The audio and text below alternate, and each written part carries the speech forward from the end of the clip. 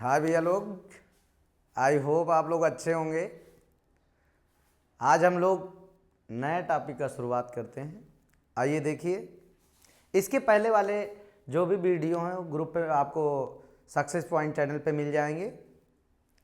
आज हम लोग अवतल दर्पण के लिए यूबीएफ में संबंध बताने वाले हैं।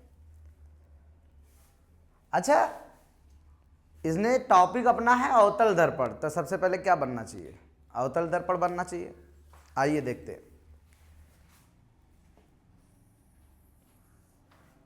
ये क्या है?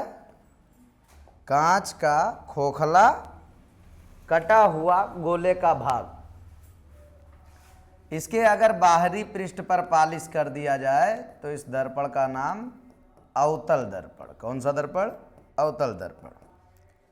इस दर्पण का नाम दे देते हैं M1 M2। दर्पण का जो मध्य बिंदु होता है उसे पोल कहा जाता है। ये दर्पण जिस खोखले गोले का भाग होता है उस गोले के केंद्र को वक्रता केंद्र कहते हैं, C से लिखते हैं। सेंटर और पोल के मध्य बिंदु का फोकस कहा जाता है। ये फोकस है।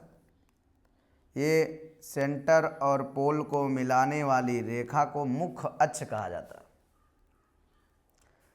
हम आपको पहले भी बता चुके हैं कि वस्तुएं हमेशा बाईं तरफ रखी जाती हैं। बाईं तरफ रख दिया। इस वस्तु का नाम भी दे देते हैं AB। किरण हमेशा कहाँ से चलती है? वस्तु से। चलिए, वस्तु ये है, इससे किरण चली जो मुख्य अक्ष के समांतर है। प्रतिबिंब बनने का पहला नियम था जो समांतर जाएगी वो फोकस से आएगी। ये आपतित किरण है, ये परावर्तित किरण हो गई। दूसरा, जो सेंटर से किरण जाती है सेंटर पर वापस आती है परावर्तन के बाद। तो ये किरण कौन सी हुई? परावर्तित किरण। AB परावर्तित किरण। और परावर्तित किरण जहां भी मिलती हैं वहां बनता है प्रतिबिंब। ये प्रतिबिंब बना दिया A', B'। ये तो अपना एक तैयार हुआ अवतल दर्पण। इसमें UBF में संबंध बताना है तो पहले तो इनकी भाषा आप लिख लेंगे। मैं बोल दे रहा हूं, आप इनको सुनकर लिख देंगे। माना एक अवतल दर्पण M1 और M2 है जिसका मध्य बिंदु P है जिसे पोल कहा जाता है। दर्पण जिस गोले का कटा हुआ भाग होगा उस गोले के केंद्र को वक्रता केंद्र कहते हैं। वक्रता केंद्र और पोल के मध्य एक बिंदु फोकस है। दर्पण के बाईं तरफ एक वस्तु रखी जिसे AB कहते हैं। AB से आने वाली पहली किरण जिनका नाम AM नाम दे देते हैं क्योंकि ये M बिंदु पर मान लो टकराई है और यहीं से नॉर्मल बना देते हैं, अभिलंब MN। तो दर्पण से आने वाली आपतित किरण AM M बिंदु पर टकराती है, परावर्तित हो जाती है। और ये दोनों किरण, दूसरी किरण कहां जाती है? सेंटर से जाती, सेंटर पर वापस आती है और जहां पर ये मिलती है वहीं प्रतिबिंब बनता है। प्रतिबिंब का नाम A', B'। ये इतनी भाषा आप हिंदी में पहले लिख देंगे जब भी पेपर में पूछा जाएगा। मैंने जो बोला आप वीडियो पॉज करके उन्हें नोट कर सकते हैं। फिर इनका थ्योरेटिकल पोर्शन क्या है, आगे सॉल्व कैसे करेंगे? सबसे पहले आप अपने दिमाग में इमेज बना लीजिए कि आपको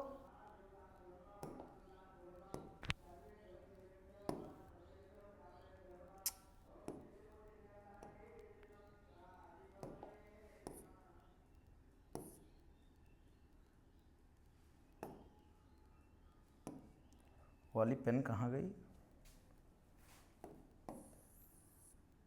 चलिए हम लोग ऐसे ही कर लेते हैं। दो त्रिभुज आपको ढूंढना। एक त्रिभुज ये हुआ, इसके सम्मुख त्रिभुज ये हुआ।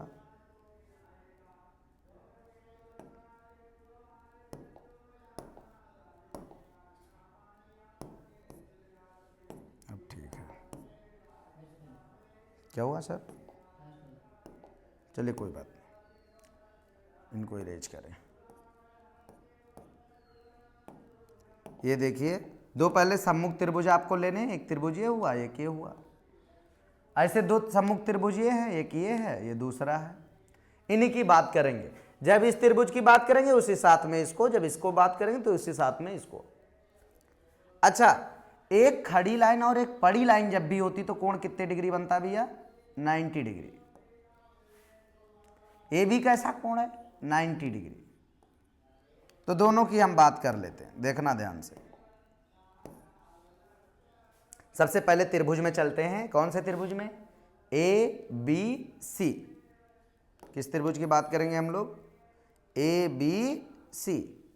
त्रिभुज ए बी सी तथा इसी के सामने वाला त्रिभुज, नाम बताओ? ए डैश बी डैश सी। ए डैश बी डैश सी। आपको नजर इसमें नहीं आ रहा हो, इधर बना देते हैं। ए और ये कौन है? बी और ये कौन है? सी। ये त्रिभुज ए बी सी हो गए। दूसरा त्रिभुज भी बना देते हैं। ये कौन है? सी। ये कौन है? B dash. ये कौन है? A dash. बता, दोनों त्रिभुज आपको नजर आ गए? अच्छा, खास बात क्या है, दोनों त्रिभुज में एक कोण कितने डिग्री है? 90 डिग्री। कितने डिग्री है? 90 डिग्री। इसलिए दोनों त्रिभुज कैसे? समरूप। देखने में अलग अलग है लेकिन इनका रूप कैसा है? समान। जैसे आप देख लीजिए, इमेजिन करिए, इन वाले बिंदु को पकड़कर मैंने इधर कर दिया तो क्या ऐसा बन जाएगा? देखना,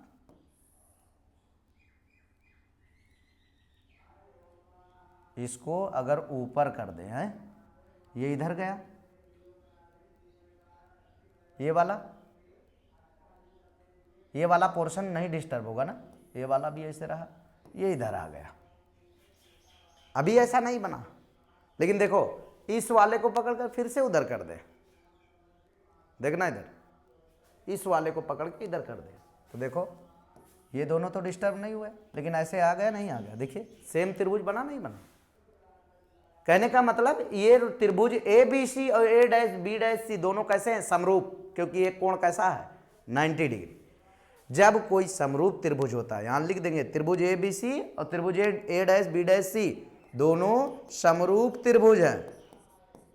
और समरूप त्रिभुज की खास बात होती है कि लंब का रेशियो आधार का रेशियो कैसा होता है? बराबर। तो बताइए इसका लंब क्या है? खड़ी लाइन को लंब कहते हैं ए बी, तो लेते हैं ए बी, उसका भी लंब बोलिए। खड़ी लाइन को ए डैश बी डैश। चलिए इनका आधार बताइए। पड़ी लाइन बी सी और उनका आधार क्या है बोलो? B dash C. हो गया कि जब समरूप त्रिभुज होते हैं तो उनकी खास बात है लंब का रेशियो और आधार का रेशियो बराबर होता है। दोनों का लंब का रेशियो ले लिया, आधार का रेशियो कैसा हो गया? बराबर। अब ये समीकरण नंबर कौन सा बना? 1। जैसे मैंने इन दोनों को लिया है ऐसे आपको इन दोनों को लेना। चलिए बात करिए, कौन कौन से त्रिभुज? बोलिए भाई, त्रिभुज कौन कौन से की बात करनी है? कलर चेंज कर देते हैं तो दोनों बातें अलग रहेंगी। त्रिभुज एम एन एफ तथा त्रिभुज ए डैश बी डैश एफ दोनों को बनाओ भाई। ये कौन है? एम, ये कौन है? एन, और ये कौन है? एफ। आप मिलाइए उसमें, देखिए मिला। ऐसे इनको भी बना लेते हैं। ये कौन है? ए डैश, ये कौन है? बी डैश, ये कौन सा बिंदु है? एफ। बताइए, दोनों मिल गए। ये भी समरूप त्रिभुज है। क्यों? ये कोण कितना डिग्री? 90। ये भी कितने डिग्री? 90। अरे आपको जानना बिल्कुल आसान है 90 है कि नहीं। एक पड़ी लाइन और उस पर एक खड़ी लाइन, तो दोनों क्या 90 डिग्री? दोनों समरूप त्रिभुज हैं भाई। इसको उठा के ऊपर करो, देखो क्या बनेगा बताओ। ये वाला पॉइंट ही ऊपर जाएगा ए डैश और नीचे बी डैश, और ये बन के तैयार हो जाएगा भाई। ये देखना, ये बना। ये कौन सा बिंदु है? एफ। अब इनको पलट घुमा दो इधर की तरफ, सेम त्रिभुज बन जाएगा। तो कैसे त्रिभुज हैं? समरूप। और समरूप त्रिभुज के लिए अभी आपको एक बात बताई है मैंने, क्या बात बताई बताओ, बोलो भाई, इस बात को लिख देते हैं। त्रिभुज एम एन एफ और त्रिभुज ए डैश बी डैश एफ समरूप त्रिभुज हैं। कैसे त्रिभुज हैं? समरूप त्रिभुज हैं। और समरूप त्रिभुज के लिए क्या बताया? लंब का रेशियो आधार का रेशियो बराबर। बताइए इसका लंब क्या है, बोलिए? एम एन, खड़ी लाइन को लंब कहते हैं, एम एन। और उनका लंब क्या है? A dash B dash. आधार क्या है इनका? F N. उनका आधार बोलिए? B dash F. तो बताओ लंब का रेशियो आधार का रेशियो हो गया, बराबर निशान लगा दिया तो बराबर हो गया। ये समीकरण नंबर कौन सा हुआ? 2। अच्छा, समीकरण 1 और 2 को तुम गौर से देखो। LHS बराबर है क्या? नहीं, बराबर हैं, बस आपको दिखे नहीं। कैसे? बोलिए। वो वाली पेन कहाँ गई सर? ये थी, ठीक, आपको दिखे नहीं। देखिए ये वाली दूरी किसकी है? AB की। ये वाली दूरी किसकी है? AB है ही नहीं है? जितनी लंबी ये दूरी है, क्या उतनी ही लंबी MN है? बोलिए। क्योंकि ये किरण कैसी आ रही थी? मुख अक्ष के समांतर। तो जहां पर AB लिखा है वहां क्या लिख सकते हैं? MN। और जहां MN लिखा है वहां क्या लिख सकते हैं? AB। बोलिए। तो भाई यही MN की जगह हम लोग क्या लिख सकते हैं? AB। तो आप लिख दीजिए AB और नीचे A डैश B डैश बराबर FN अपान B डैश F। समीकरण नंबर 2। 3 कर दें। अब देखिए समीकरण 1 और 3 को, क्या लेफ्ट साइड बराबर है? अगर लेफ्ट साइड बराबर है तो राइट साइड भी बराबर होता है। तो क्या बोलेंगे भाई? LHS is equal to RHS। Left hand side is equal to right hand side. जब दोनों बराबर है तो दोनों का राइट ले लो भाई। उसका राइट बोलिए क्या है? देखिए बताइए, इसका राइट क्या है? BC upon B dash C किसके बराबर हो जाएगा? FN अपान B डैश F। यदि दर्पण का द्वारक छोटा हो, क्या बोला? यदि दर्पण का द्वारक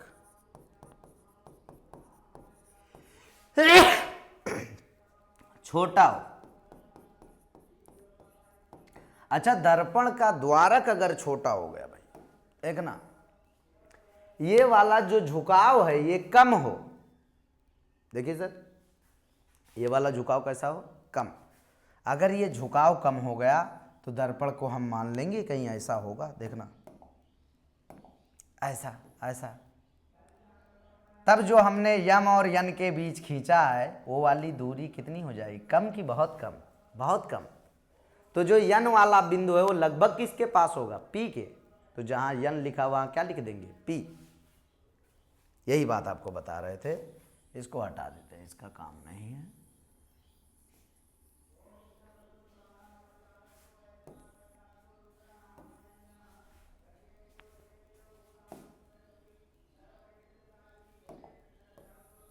यहां से शुरू करते हैं। दर्पण का द्वारक जब छोटा है तो क्या खास बात होगी भैया? FN किसके बराबर होगा? FP के बराबर हो जाएगा। तब जहां यन लिखा वहां क्या लिख देंगे? P। तो क्या आ जाएगा नया समीकरण? BC upon B dash C is equal to P, नहीं, FP upon B dash F। ये समीकरण नंबर 4। अब समीकरण नंबर 4 की बात हमें दर्पण से करनी होगी, बस रिजल्ट आ जाएगा। आइए देखिए, समीकरण 4 की बात हम किससे कर देंगे भाई? दर्पण से। आपको जो चीज़ हम दिखाते चले बहुत गौर के साथ देखते चलिए, या तो समझ में चीज़ें नहीं आएंगी। आपको क्या निकालना है? B से C की दूरी। इसमें देखिए B से C कहाँ? देखिए भाई, ये वाली दूरी हमें निकालनी है। बी से सी हमें कहाँ मिलेगा बताइए भाई। बी से सी ये दूरी पता करनी है।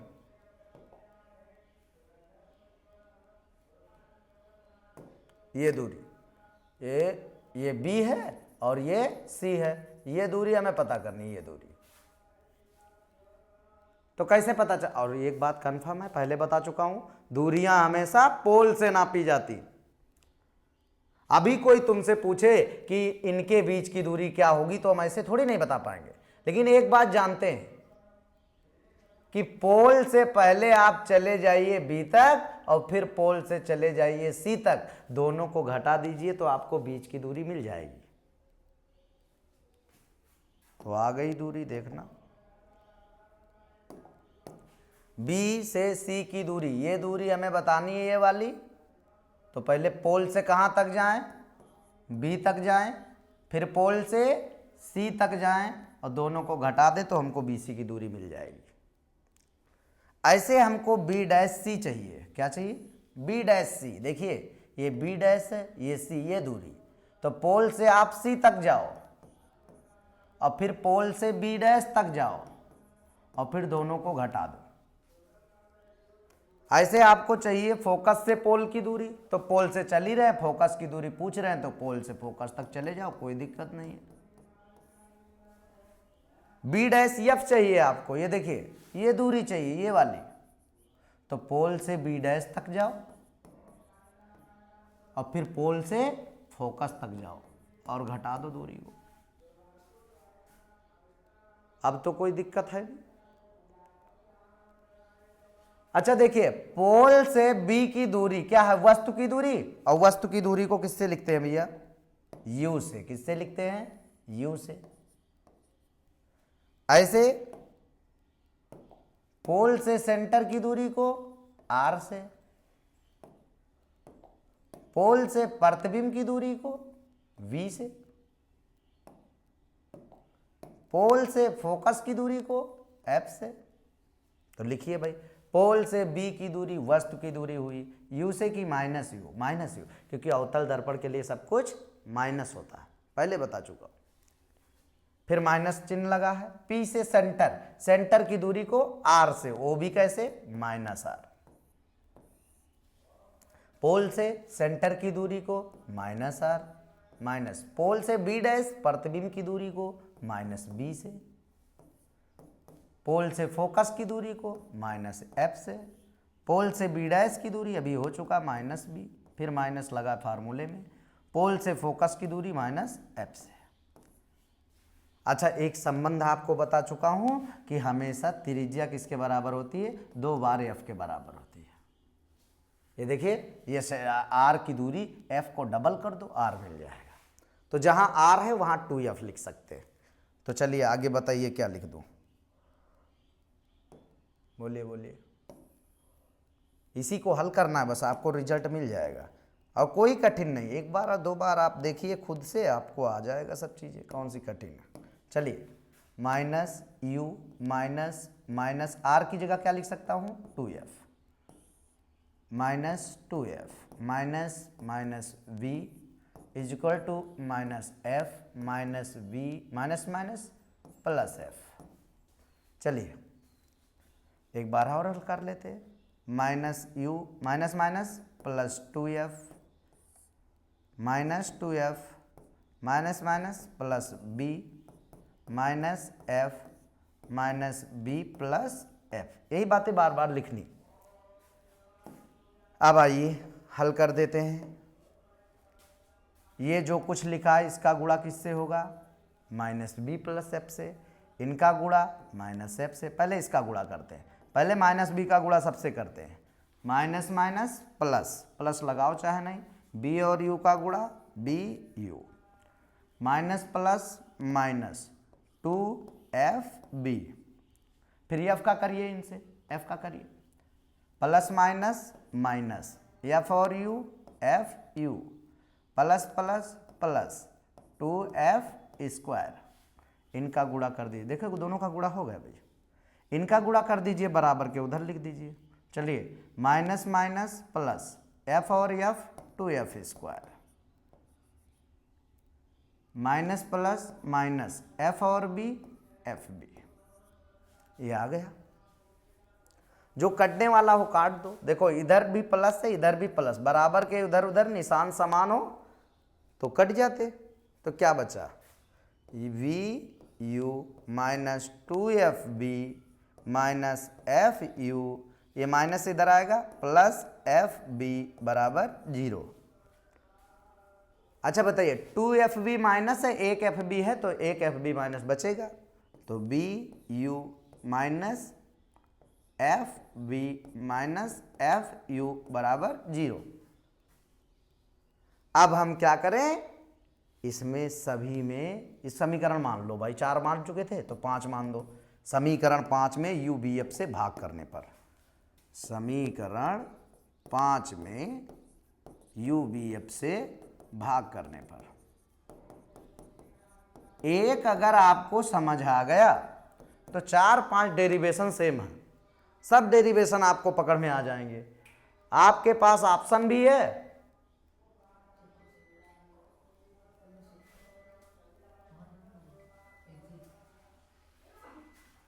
एग्जिट